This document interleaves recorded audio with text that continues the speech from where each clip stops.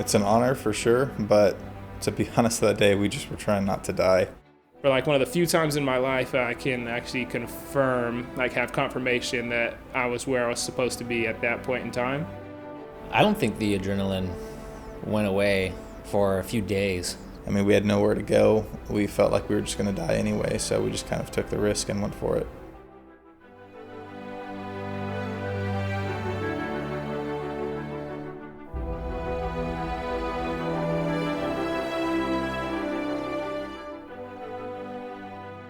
We were about 2 hours into the trip already, so we were pretty relaxed. Spencer and Anthony were asleep with headphones on. I was texting people back home, following our trip on a map. I was in the aisle seat, Anthony was on the other side of the train, and then Alec was against the window. Just out of nowhere, I heard a gunshot and breaking glass. Then before I could even really process what that noise was, a train employee comes running away from it at a full sprint. So the commotion of the train employee is what actually woke me up. That gush of wind, and I was like, why are they moving so fast? And then I took my headphones off, and then I heard the glass breaking. Spencer started to wake up, so we both kind of looked back to see what he was running from, and we see a shirtless man with an AK-47. Just loading around into it, and I was just like, oh my gosh, like, this is happening. So I look down the aisle, and I kind of see that he's like fumbling with it, and so I was like, okay, this is like a moment, like we need to go right now.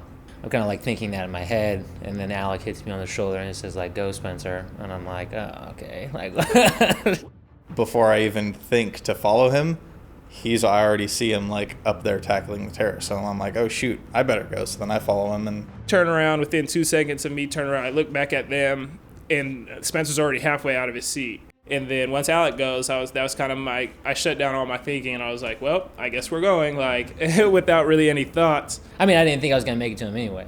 So I thought we were all going to die. So I run up at him, and I kind of like blacked out, or I closed my eyes. I'm not sure. So by the time I got there, he had already had him in a chokehold. He was reaching back, trying to shoot Spencer with the handgun. So I grabbed the handgun from him, hit him a couple times, and then he pulled out a box cutter, cut Spencer on the back of the neck. So then Spencer kicked him off, and he was in the aisle, kind of like surrounded by the three of us. So we all just started punching him. At that moment, it was like the four of us were like the only people on the train. Spencer throws him back in the chokehold on the opposite side of the aisle. I pick up the AK-47 that was on the ground, and that is unsafe. So instead of messing with it, I just start hitting him in the head with it while Spencer's choking him, and then finally he just starts to go unconscious from Spencer's chokehold. Spencer gets a hold of him, and then he's able to choke him out, and it was just like a crazy scenario. It was fast though too. Like it was probably like only a minute 30 seconds. It's like the longest 2-minute fight of our lives. It really took like 2 weeks to feel like my body physically was not alert like that anymore.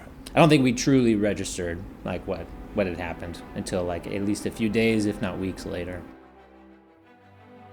It means a lot, to be recognized in this way. It's something that always is like very humbling for us.